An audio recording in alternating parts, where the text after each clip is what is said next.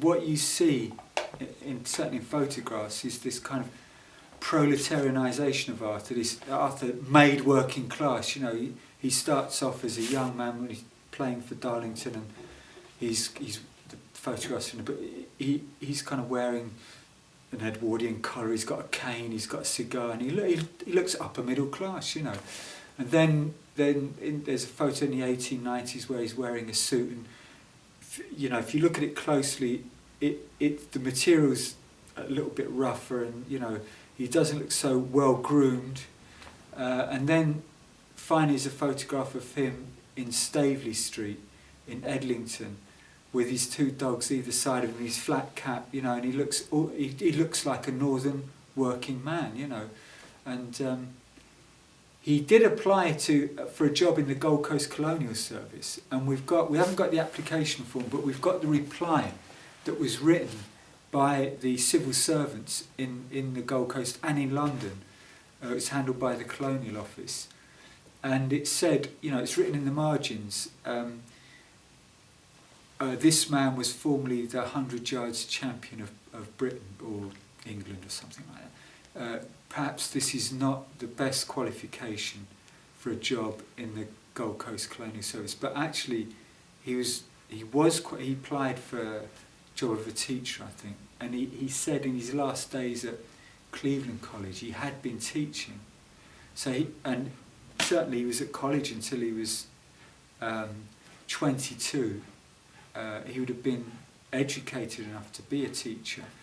So I think he didn't get that job, and he never went back to the Gold Coast. And I think the fact, his colour, and the fact that he played for northern working class teams rather than elite southern teams where he'd made a lot of contacts, and you know, his old boys network, and then it got him something, that he became working class. And I think you're right. He'd probably run out of money.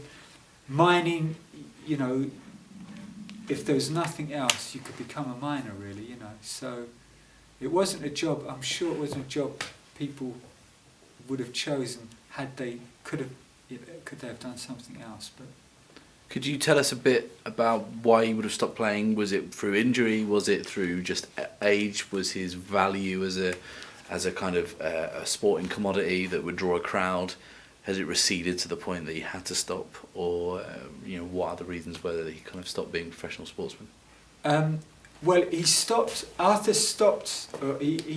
His last professional season as a footballer was 1901-2, when he was playing for Stockport County in Division 2, and he didn't play the whole season in the first team. He spent part of the season in the reserves. His last game in the Football League was against Newton Heath, which the following season became Manchester United, and it was at Bank Street, Clayton, which was the original Man United ground. So at least he ended his Football League career on a high note, you know.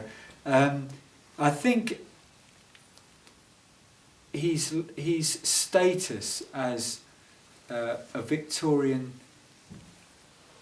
sporting celebrity was declining, because he in the 1880s, when he played for Preston North End, best team in Britain, he was a 3A's champion, a sprint champion of Britain. He won a professional sprint champion at Queen's Ground, Sheffield in 1888. So for 3 years he was the top athlete in Britain, playing football for the top team in Britain. That would have given him a national profile. He'd have been known throughout the sporting world. By 1902 it was yesterday's news. He wasn't holding down a first team place as a footballer. So I think he just decided that really he was kind of 37. That was really about the lifespan of a professional footballer. You know, by that time most footballers had stopped playing. Goalkeepers often did go on a bit longer, but 37 was still a good age to finish your football career. He carried on with his cricket career, and he carried on with his running. There's, you know, reports of him running right up until the 1920s. Only in kind of amateur events locally, but still he ran a road race in 1925. He made the newspaper.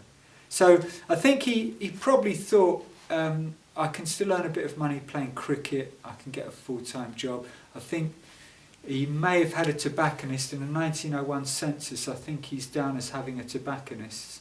So that, you know, I think he had business interests, which may have allowed him, you know, the thought of retiring from football.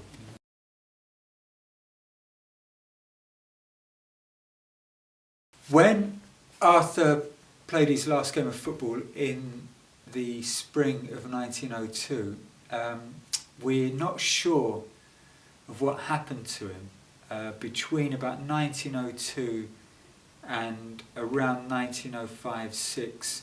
There's some missing years there. We know that in 1907 he was playing for Rotherham Town Cricket Club, and he was back in Yorkshire from, whereas in 1902 he'd been living across the Pennines in Lancashire, borders of Cheshire, around Stalybridge, Ashton area. And we know that he worked at the Fitzwilliam Colliery in around Pontefract, that area, Wakefield, in about 1907. Then from around 1911 he begins working at the Yorkshire Main Colliery, or 1911-12. I think it was a new colliery in Edlington, but one of the biggest. And so from around that period, 1911-12, up until he dies really in 1930, he worked at Yorkshire Main Colliery as a haulage hand, as underground, but you know, working underground.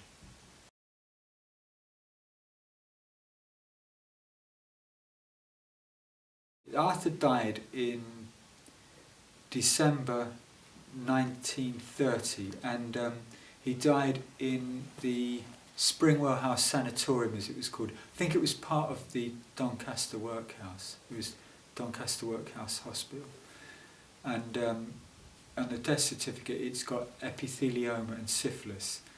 I mean, I know syphilis is a sexually transmitted disease, but an epithelioma is a lung disease. It's quite common among miners and you know, people working underground. It's a lot to do with coal dust and stuff.